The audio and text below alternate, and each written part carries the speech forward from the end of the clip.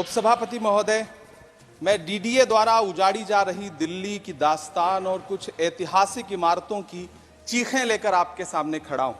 एक दो जख्म नहीं, सारा बदन है छलनी, दर्द बेचारा परेशान है कहां से उठे।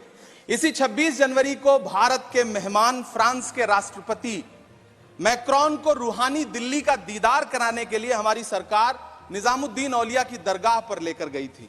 मेरी आंखों में एक तरफ तो यह तस्वीर है और दूसरी तरफ इसी सरकार के इशारे पर रात के अंधेरे में जमींदोज कर दी गई सैकड़ों साल पुरानी मामा भांजा, मंडी हाउस, काका नगर की छोटी छोटी मजारें हैं जो पूछ रही हैं कि हमें तोड़ा क्यों गया।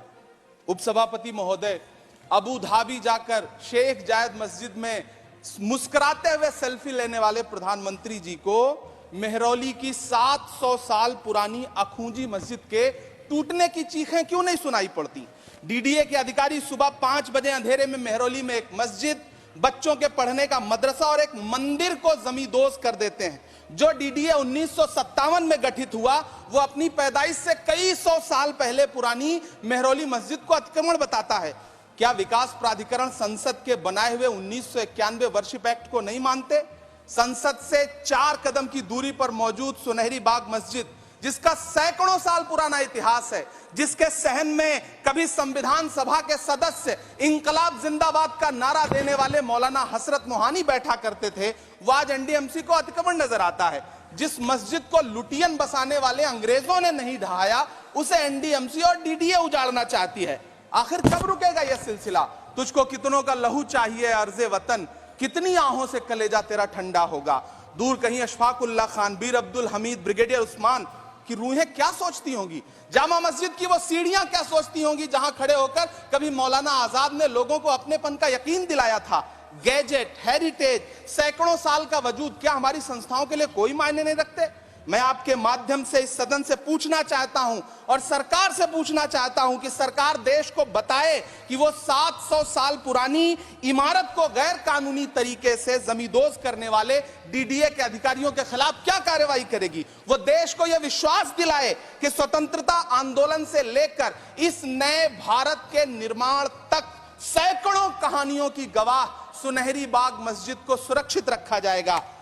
एक दो जख्म नहीं, सारा बदन है छलनी, दर्द बेचारा परेशान है कहां से उठे। इसी 26 जनवरी को भारत के मेहमान फ्रांस के राष्ट्रपति मैक्रोन को रूहानी दिल्ली का दीदार कराने के लिए हमारी सरकार निजामुद्दीन औलिया की दरगाह पर लेकर गई थी। मेरी आंखों में एक तरफ तो यह तस्वीर है और दूसरी तरफ इसी सरकार के इशारे पर रात के अंधेरे में जमींदोज कर दी गई सैकड़ों साल पुरानी मामा भांजा, मंडी हाउस, काका नगर की छोटी छोटी मजारें हैं जो पूछ रही हैं कि हमें तोड़ा क्यों गया। उपसभापति महोदय, अबू धाबी जाकर शेख जायद मस्जिद में मुस्कुराते हुए सेल्फी लेने वाले प्रधानमंत्री जी को मेहरौली की 700 साल पुरानी अखूंजी मस्जिद के टूटने की चीखें क्यों नहीं सुनाई पड़ती। डीडीए के अधिकारी सुबह 5 बजे अंधेरे में मेहरौली में एक मस्जिद, बच्चों के पढ़ने का मदरसा और एक मंदिर को जमींदोज कर देते हैं। जो डीडीए 1957 में गठित हुआ वो अपनी पैदाइश से कई सौ साल पहले पुरानी मेहरौली मस्जिद को अतिक्रमण बताता है। क्या विकास प्राधिकरण संसद के बनाए हुए 1991 वर्शिप एक्ट को नहीं मानते?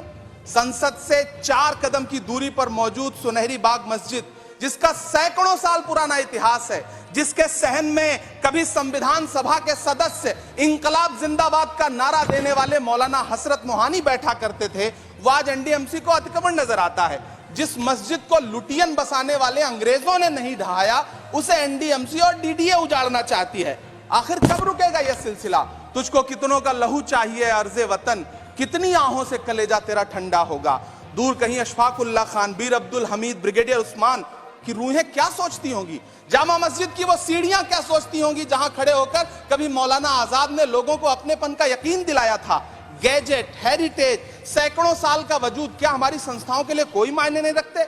मैं आपके माध्यम से इस सदन से पूछना चाहता हूं और सरकार से पूछना चाहता हूं कि सरकार देश को बताए कि वो 700 साल पुरानी इमारत को गैर कानूनी तरीके से जमींदोज करने वाले डीडीए के अधिकारियों के खिलाफ क्या कार्रवाई करेगी। वो देश को यह विश्वास दिलाए कि स्वतंत्रता आंदोलन से लेकर इस नए भारत के निर्माण तक सैकड़ों कहानियों की गवाह सुनहरी बाग मस्जिद को सुरक्षित रखा जाएगा।